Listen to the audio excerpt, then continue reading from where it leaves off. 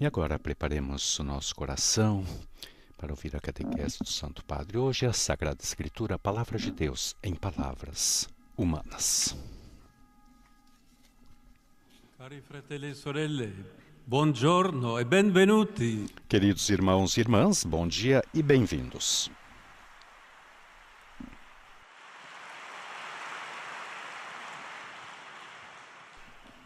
La Costituzione conciliare Dei Verbum, sulla quale stiamo riflettendo in queste A settimane, Constituição Conciliar Dei Verbum, sobre a qual temos refletido nessas últimas semanas, aponta na Sagrada Escritura, lida na tradição viva da Igreja, para um espaço privilegiado de encontro no qual Deus continua a falar aos homens e mulheres de todos os tempos, para que, ao ouvi-lo, possam conhecê-lo e amá-lo. Testi biblici, tuttavia, non sono stati scritti in Os un linguaggio textos bíblicos, celeste, porém, não foram escritos numa linguagem celestial ou sobre-humana, la realtà quotidiana. como nos ensina a realidade cotidiana, de fato.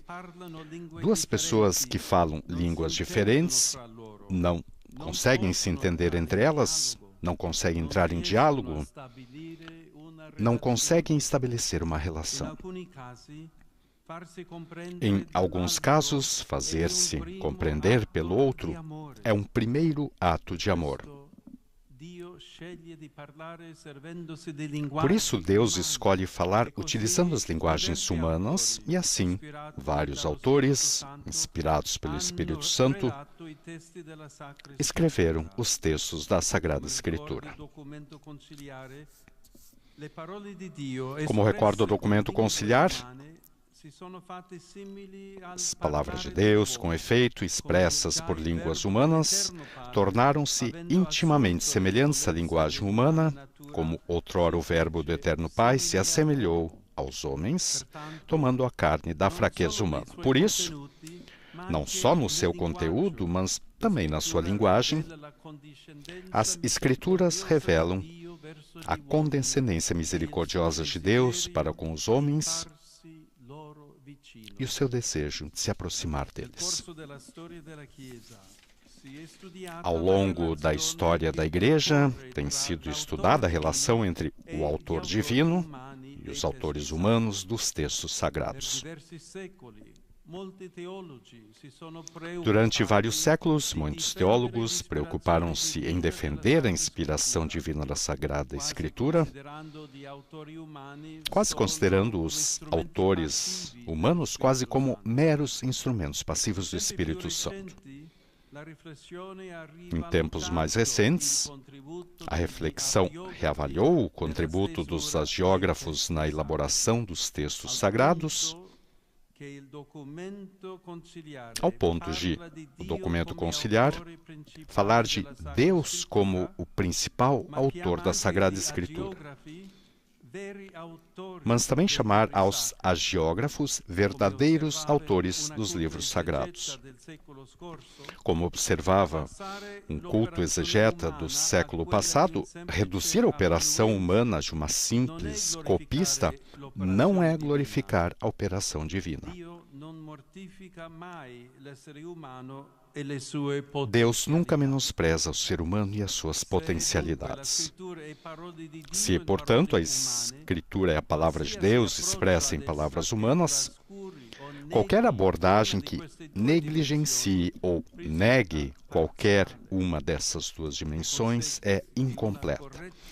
Daqui se conclui que uma interpretação correta dos textos sagrados não pode ignorar o contexto histórico em que se desenvolveram e as formas literárias empregues. Aliás,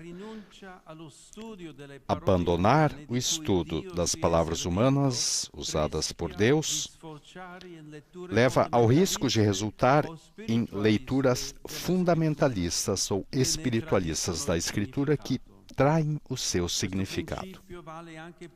E esse princípio vale também para o anúncio da palavra de Deus. Se perde o contato com a realidade, com as esperanças e os sofrimentos dos homens, se utiliza uma linguagem incompreensível, pouco comunicativa ou anacrônica. e resulta ineficaz. Em cada época, a Igreja é chamada a repropor a palavra de Deus com uma linguagem capaz de se encarnar na história e de chegar aos corações. Como recordava o Papa Francisco, sempre que procuramos voltar à fonte e recuperar o frescor original do Evangelho, despontam novas estradas, métodos criativos, outras formas de expressão, sinais mais eloquentes, palavras cheias de renovado significado para o mundo atual. Por outro lado, igualmente redutiva é uma leitura da Escritura que negligencia a sua origem divina e acaba por compreendê-la como um mero ensinamento humano, como algo a ser estudado simplesmente de um ponto de vista técnico ou como um texto só do passado.